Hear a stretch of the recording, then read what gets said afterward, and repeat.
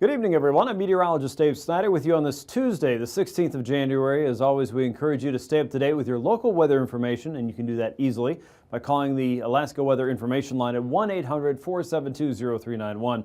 Find us online anytime at weather.gov/Alaska, and if you can't find what you want from that webpage or on the phone, feel free to email me anytime so I can serve you better online at david.snider@noaa.gov. Here's a look at what's going on in your part of Alaska. In the interior, it's warm. And unfortunately, that means there is a chance for some ice or some light freezing rain in many of these locations that you see all the way from Arctic Village and the southeastern slopes of the Brooks Range all the way down through the upper Koyukuk and Bettles into the lower and middle Yukon, around Galena, and all the way out toward Grayling in the lower Yukon into the upper Kuskokwim, and all the way around the Horn to the Alaska Range and inside around the central interior, as well as the middle Tanana Valley and the upper Tanana Valley. A lot of places have at least some potential for some light icing, hopefully not a whole lot, and then at least maybe an inch or so of snow, and in some cases a little bit more. And the places that are looking at more, probably around the central interior, down around the Tanana region, and out toward Denali, probably a better chance of snow for you, maybe as much as 5 inches in those cases. And around the upper Koyukuk, around Bettles, you could see about 2 to 4, maybe as much as 6. In some areas there. Most other places are looking at least 1 inch, maybe as much as 3, but the real problem isn't the snow, it's the freezing rain that could be added in there. There is good news though. While you're thinking, gosh, this really hasn't been a really cold winter, wait, you'll want to see the surface charts in just a few moments because there is a hint of some big cold coming our way. So now hold your horses for just a second. In the meantime, it was really warm. Yeah, we know that, old news, right? It was really warm in parts of southeast. Let's take a look at some of the temperatures that we had a couple days ago. In Annette, Klawock, Sitka, and Craig, the warmest temperature so far in 2018, which isn't saying a lot, we're only about 6 days in, in this case 14, we had temps in the lower to mid 60s there. The previous all-time maximum temperature, the highest temperature ever recorded in January, was this row right here. It beat it by 5 degrees there. Another 5-degree beat by there, plus 3 on Sitka and Craig. Also, 3 degrees higher than the all-time maximum temperature in January. And you can see those records there. Some of them stood from the 1940s. Others were back from the 1980s and just a couple years ago in Klawock. So a very warm pattern there, and it's going to continue at least for the next couple days. So impressive heat there across southeast. And as you look at the weather pattern here, you'll notice those southeasterlies continue across many sections of central and southern southeast as we go throughout our day. This warm southeasterly flow is keeping things fairly mild. We've got 2 waves. One of those is kind of exiting. It's going to focus some of that changing weather across the north, and then another big burst of southerly winds as we go in. But the other thing that's happening is we're pushing a lot of warm air into the interior, and that's why we're seeing those winter weather advisories across a large part of the interior where the warmer air has made its way into the region. Now, what you don't see on the surface chart is a huge bubble of cold air. In fact, the World Meteorological Organization shared a picture, and I should dig this up for you tomorrow, of temperatures that were about 60 below in one of the coldest spots in Russia, certainly one of the coldest spots recorded around the planet just in the last couple days. That cold is trying to work its way toward Alaska. So while it won't be 60 below here, that would be pretty strange, a piece of that will moderate and work its way into Alaska, so cold is coming. And if you look carefully here, you can see the outer areas of high pressure working its way across eastern Siberia. This is trying to make its way toward Alaska later into the weekend and early next week. So changes are coming, they're just not here yet. Here's a look at southeast. You can see areas of rain across the northern and eastern Gulf, periods of moderate to occasionally heavy rain around Kodiak and into Prince William Sound, low pressure sitting across the Arctic coast, some pockets of snow there around Kaktovik, and pockets of rain and snow and freezing rain across the western coast, with another wave of low pressure working its way into the western chain tonight. Low pressure will hover out around Kodiak Island near 980 millibars. Look at this big swath of dog belly pink. Look at that, all the way up the Yukon Valley and into the Koyukuk, into the interior. that's where we're getting that risk of light freezing rain. Now, there will probably be some snow wrapped in some of the places like the central interior and Denali and areas up around Tanana. You're looking at regions that might pick up a better chance of snow than just all freezing rain, but there will be some freezing rain wrapped into that. So it's going to be messy. Areas across the northern parts of the Panhandle may look at some light snow, and around Bristol Bay, Dillingham, King Salmon, you might be looking at some light freezing rain as well, but not enough to really warrant a big warning, so I think we're going to be okay there. A front working across the west at 982 millibars will swing through Adak and Atka, bringing up a slightly better chance of rainfall as that's working its way eastward, but the cold is right there at 984 millibars by Wednesday. It's still wrapping around areas of light snow. The winter weather advisory for many will continue at least until noon for most locations, and in some cases a little bit further east until about 6 p.m. or so for the upper Koyukuk and areas across the middle Tanana Valley and westward. You're looking at those expiring again around noon to 6 p.m. as well. For South Central, most of the precipitation stays out across the northern Gulf, and for areas in southern Southeast, rain starts to move in. You'll see additional marine hazards cranking up, mainly due to the wind, so watch for that. But decreasing clouds across Juneau, the capital city, all the way through Haines and Skagway, with high pressure anchored up across the western Yukon. The front out west creeps eastward just a little bit more toward Dutch Harbor and Unalaska, and then it starts to lose a lot of its temperature change characteristics, so we'll just call it a trough from here on out. But you can see that unsettled weather remains, but the cold winds, all that precipitation, has a much better chance of being some light snow showers as we go through your Thursday. Low pressure across the eastern Gulf now at 975 millibars, still pushing in that warm southerly flow across southeast. That's going to keep temperatures fairly mild through the end of the week. Decreasing clouds for areas around the Copper River Valley, but clouds start to move in from the west for areas around South Central and the Cook Inlet region. Spotty snow showers continue for southwest all the way toward Nunivak Island. And here's a sign of some change. Low pressure up across the Chukchi coast starts to push in more of a northerly flow.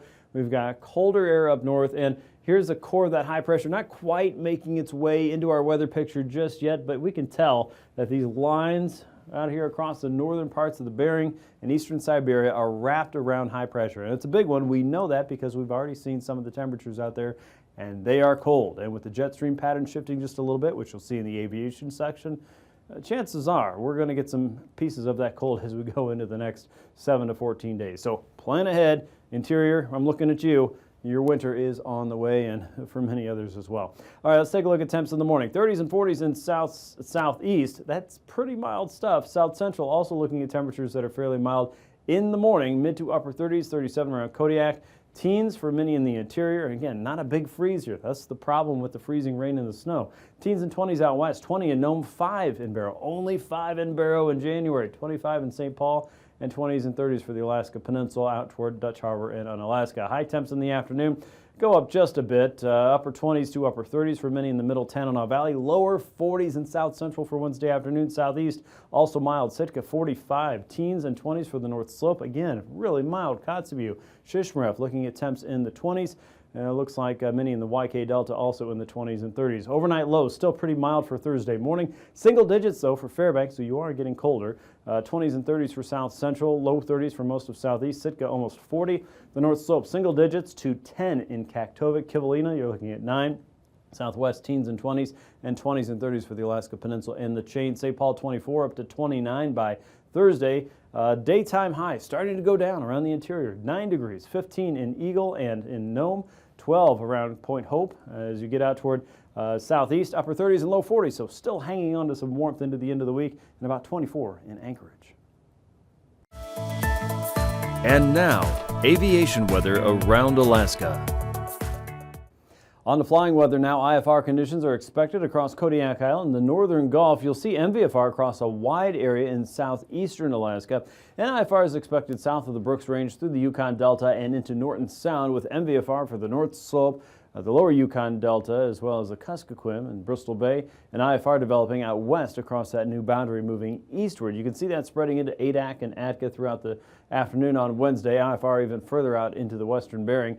IFR increases across the Kobuk and Noatak valleys, the upper Koyukuk into the south-facing slopes of the Brooks Range, and all the way out toward Barrow along the Chukchi coast.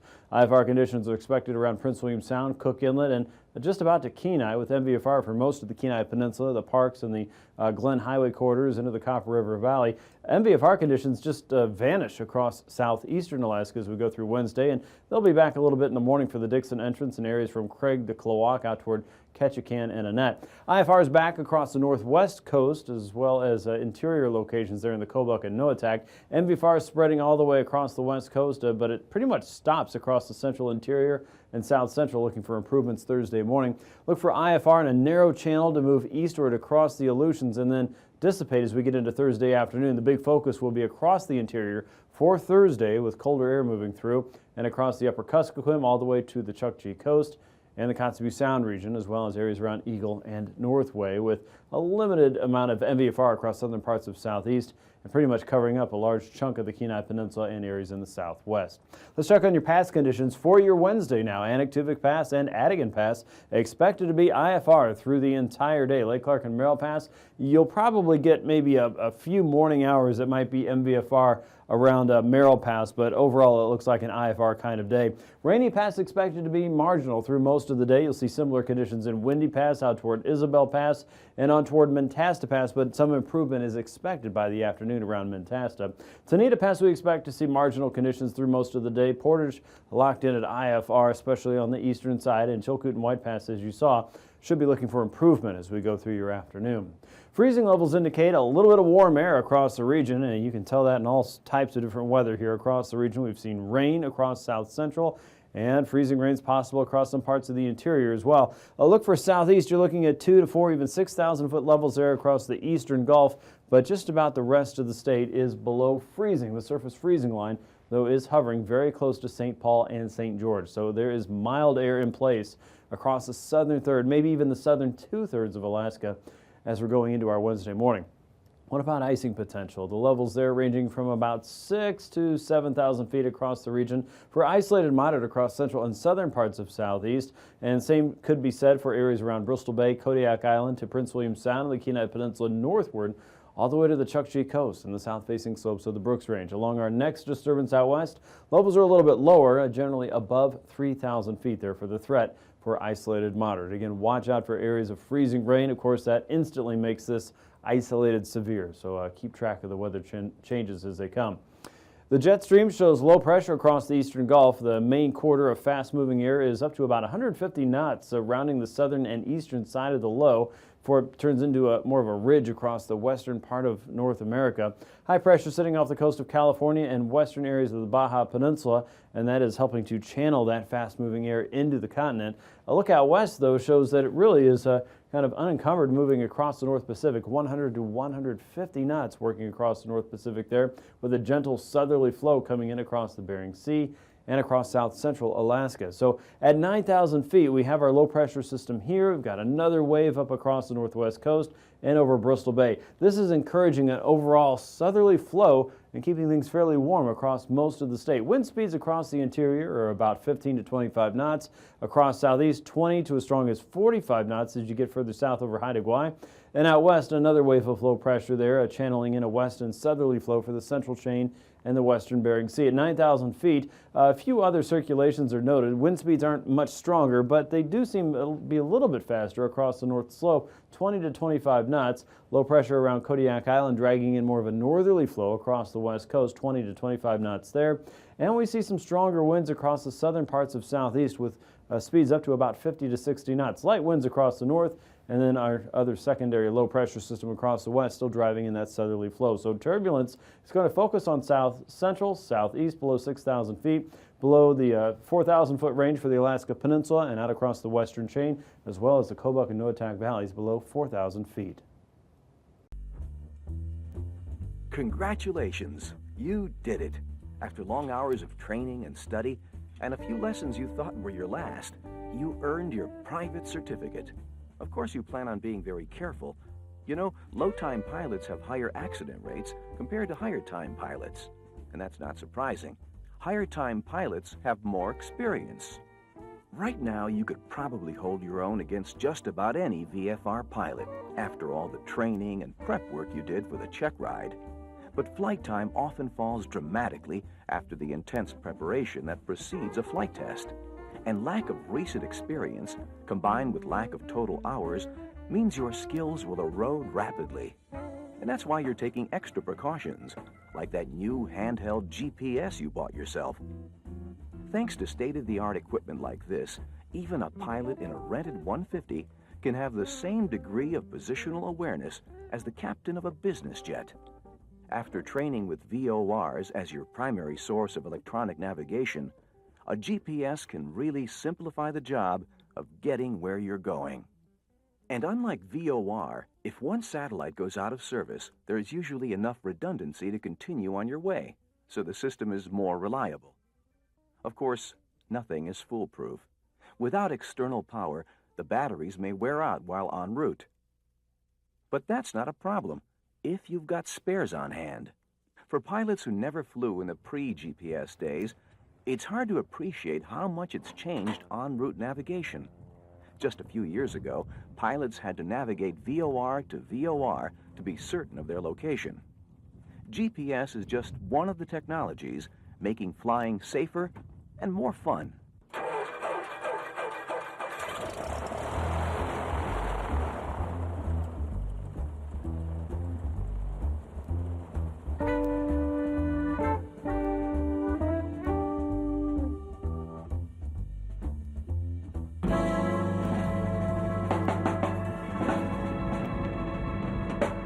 Frederick traffic 734 Sierra departing 30 Frederick.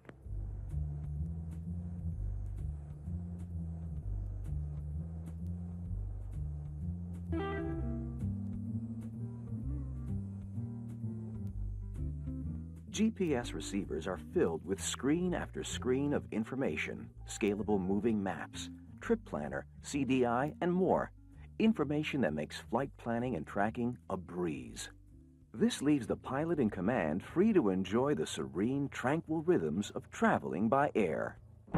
What's this? Low batteries? Oh no. Oh no. Oh boy. But you've got those extra batteries, don't you? Well, sure you do, Dave. You don't mind if I call you Dave, do you? You're wondering who I am, right? Well, I'm the little voice that goes off in your head to remind you what you're supposed to be doing to keep you out of trouble. Now, about those batteries, Dave, where are they? That's right, stowed in the baggage area. They might as well be 100 nautical miles away. Hey, don't blame me. I was busy watching to make sure you did the pre-flight correctly. Well, you weren't really relying on the GPS that much, were you? You remember what it said on the startup screen, don't you? That's right. Unless it's certified for instrument flight, a GPS isn't supposed to be used as your primary means of navigation. Okay, just use the VOR. Is that a flag? Yeah, there's a flag. Are you out of range? Or is the VOR out of service? Or maybe just unusable at your altitude and bearing? What did the NOTAMs say? You didn't get the NOTAMs? Dave, where are you? It's surprising how quickly those familiar landmarks disappear. That's one of the reasons you were taught to plot and track your route. Many pilots don't bother to carefully plot their route after their check ride, and frankly, most of them don't get into trouble. But it only needs to happen once to realize the problems it can lead to. You don't know where you are. Guess what I'm going to do is tune in 121.5. Hey, Dave. You're going to broadcast on the emergency frequency? Wait a minute. You're forgetting the first rule. Don't panic. You may be lost, but is this an emergency? How much fuel do you have?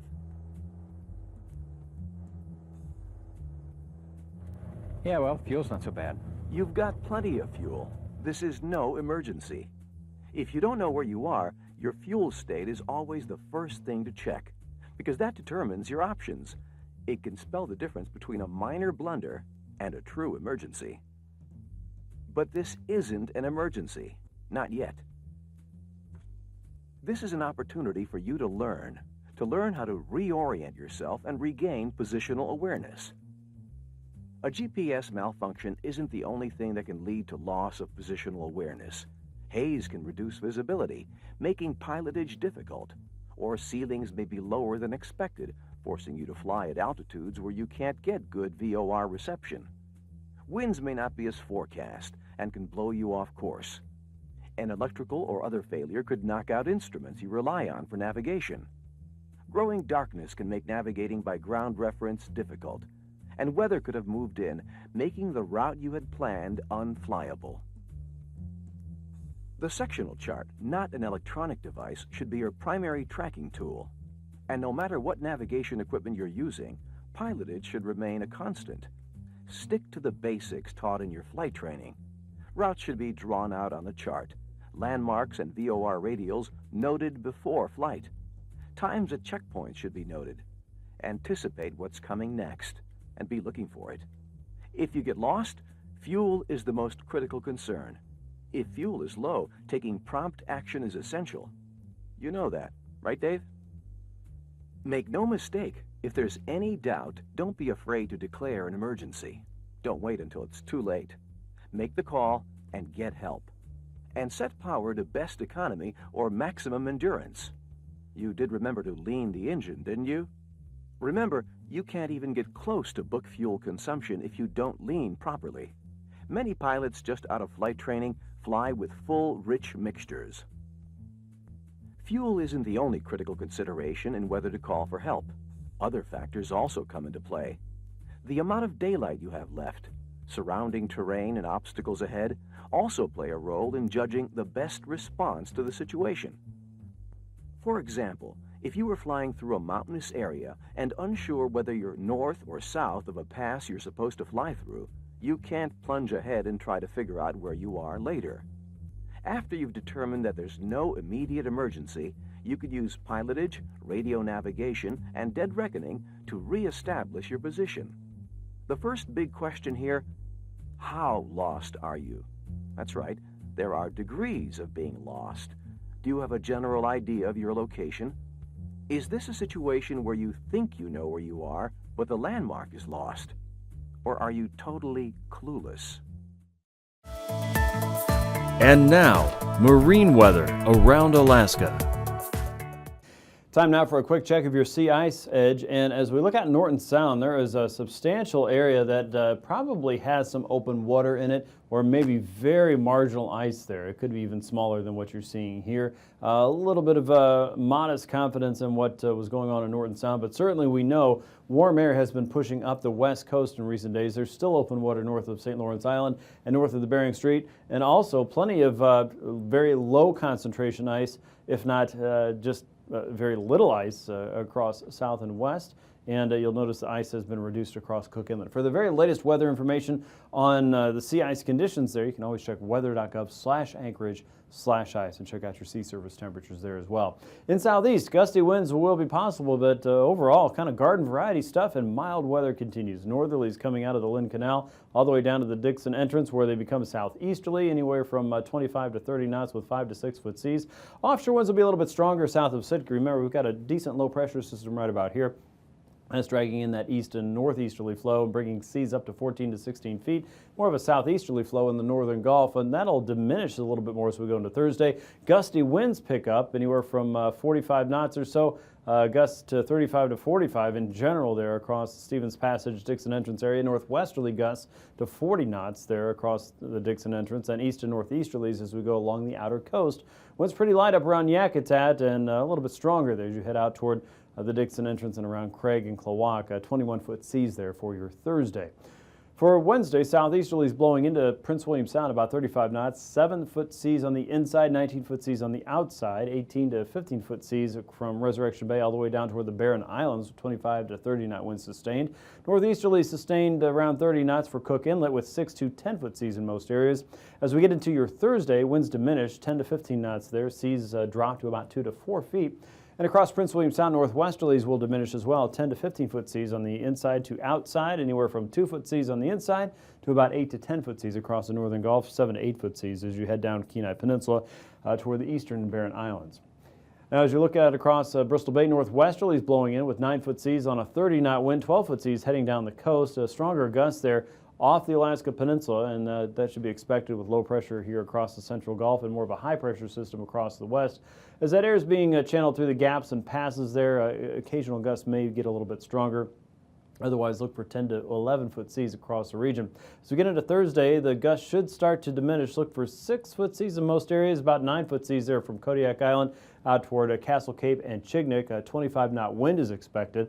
Across Shelikof Strait, look for a westerly flow at 20 knots with a 3-foot sea. As you get out into the Aleutians, the next weather maker's showing up already. South and westerlies on Wednesday bring seas up to 16 to 25 feet. Otherwise, a broad southerly flow, with the exceptions being the eastern chain. 25 knots with a 9-foot sea there. Otherwise, southerlies with 6 to 9-foot seas in most areas across the central chain. And as we get into the west on Thursday, seas diminish a little bit, 16 to 21 foot. Look for westerlies there, 25 to 30 knots, otherwise 15 to 20 knots from the west, and a little bit of a wind shift here happening from Nikolsky to Unalaska as that weak wave is moving eastward across the region.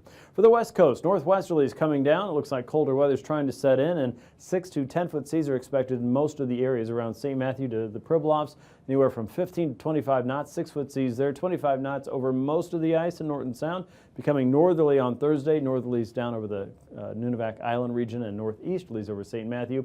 And light winds around St. Paul and St. George. You'll still hold on to those 7-foot seas there on Thursday. East and northeasterlies for the Beaufort Seacoast, 25 to 30 knots there over the ice. A north and easterly wind down the Chukchi Coast. Northwesterlies blowing into the Kotzebue Sound region, 25 to 30 there. Becoming 25 knots on Thursday for all regions. An easterly flow moving down the Beaufort Seacoast at 20 knots. A little bit more of an onshore flow from Point Hay to Point Lay to Point Hope as we get into your Thursday. Recapping tonight's weather, it's going to be very mild across the interior and many parts of south central and southeast. There may be some rain and spotty areas of snow across higher terrain for southeast, rain across the coast and Kodiak Island, but the warm weather across the interior has winter weather advisories posted for many from the upper Koyukuk all the way down toward the Yukon Delta and then eastward toward Eagle and south across the Alaska Range to Denali, and this does include Fairbanks and Tanana. Watching for at least a few areas to pick up a couple inches of snow, but the greater concern isn't the snow but the freezing rain that could be involved there, so be careful as you travel about. Look for similar conditions to continue through midday Wednesday with some improvement noted by the afternoon. Rain and wind starts to move into southern southeast, and colder weather looks to take its eye toward central and western Alaska as we head toward the weekend. Thanks for watching. These forecasts are for planning purposes only. Call 1-800-WX-BRIEF for a formal pre-flight briefing. Always file a flight plan before you go flying. The U.S. Coast Guard Auxiliary urges you to leave a float plan with a friend or the harbor master before you go boating.